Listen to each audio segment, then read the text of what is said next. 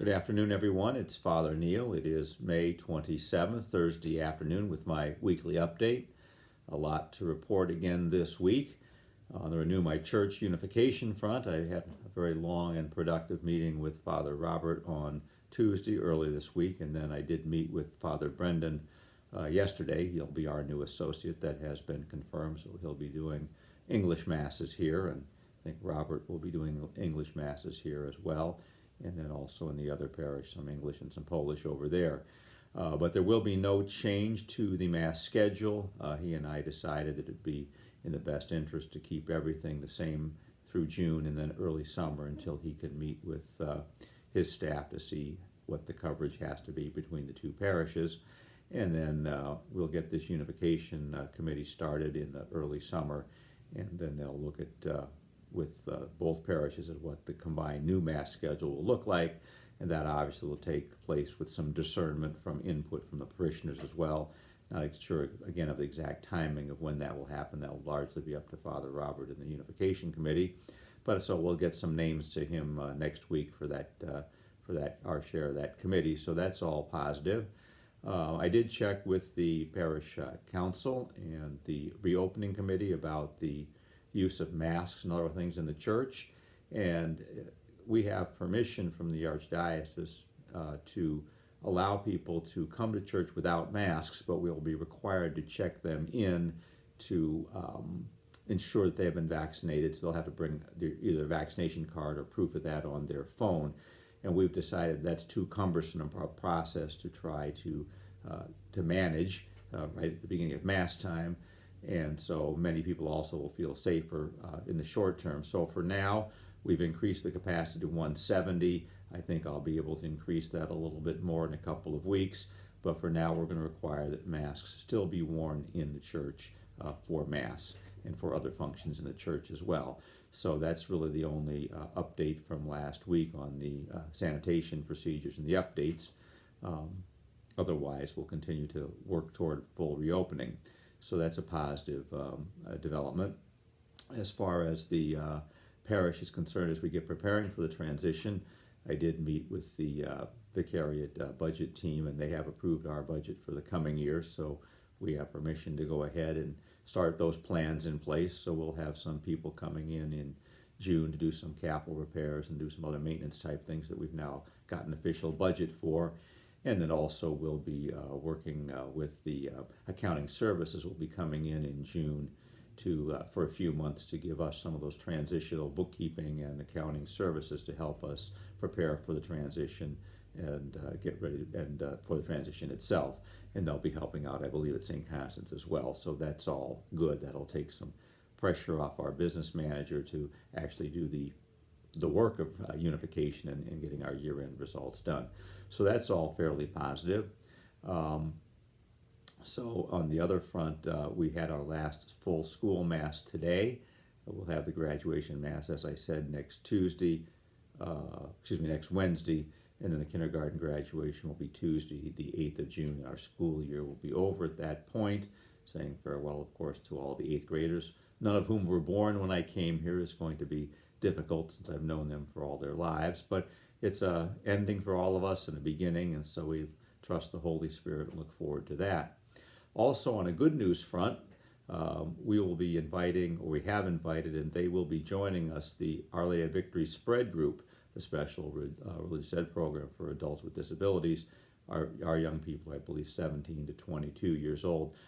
Our two groups are compatible, so they'll be joining ours, and so we'll be able to service more people and more families, but without really increasing any of the demands on our own facilities. So that's a good thing, and that's important because Our Lady of Victory will be closing June 30th, and although I understand that they will still be having one Sunday Mass and they'll be able to have weddings and funerals in the church probably through early October, the parish is still closing and things are changing, and we need to continue to keep them, the people of Our Lady of Victory, in our prayers and hope that their grieving process for their parish and their transition to whether God calls them to attend will work out well. And so hopefully some of them will come here, hopefully some of them will go to their new parish, and hopefully all of them will stay connected one way or the other.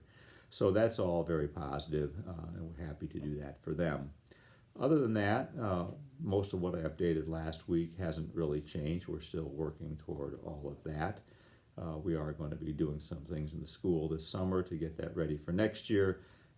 Mary Ellen Castleman is working on the program for RE for next year, the Faith Formation Program, trying to get all that ready for re-enrollment and all that. And we're looking to do some work over the summer with the people of St. Constance with the adult faith formation groups and see if we can do something with that in the youth group at least to get that started. So that may be one of the discussion items for the Unification Committee and so with Father Robert as we move forward. So lots going on as the positivity for infection rate continues to plummet. Looks like things are going to get better for opening up. I'm certainly hoping more people will come back to church. We still always have room at the Saturday night Mass. And of course, we'll be expanding, I hope, the Sunday morning Mass as well.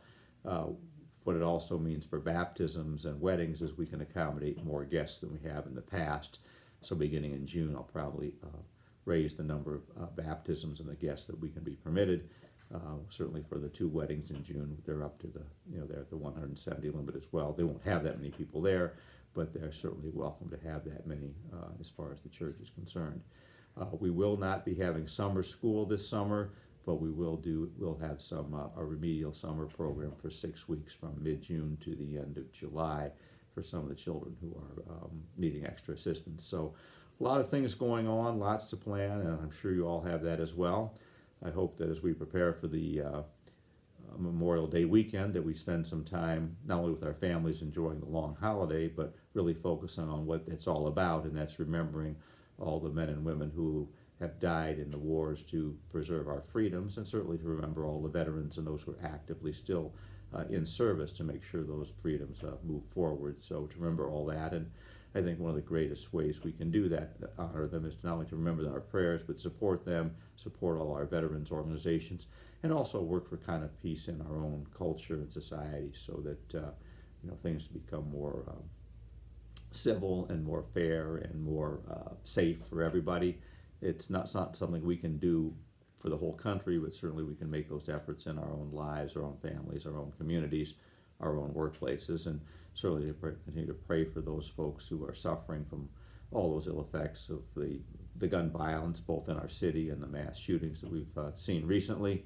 And certainly remember that in the summertime, when school is out, the children that attend public school that are in poor neighborhoods don't have the in-school meals that they've been getting, which has often been their only hot meals of the day. So to support food pantries and to try to do what we can to make sure the kids don't go hungry this summer before they come back to school in the fall. So blessing on all our veterans, all our first responders, our police, our firemen, our medical alert EMT people, and certainly our hospital staffs as well. Bless all of them, and bless all of our military and our active service personnel, and blessings on all of you and your families. May you continue to be safe, healthy, and enjoy this wonderful holiday weekend, and hopefully the weather will warm up and we can begin to enjoy our summer. God bless and have a safe weekend.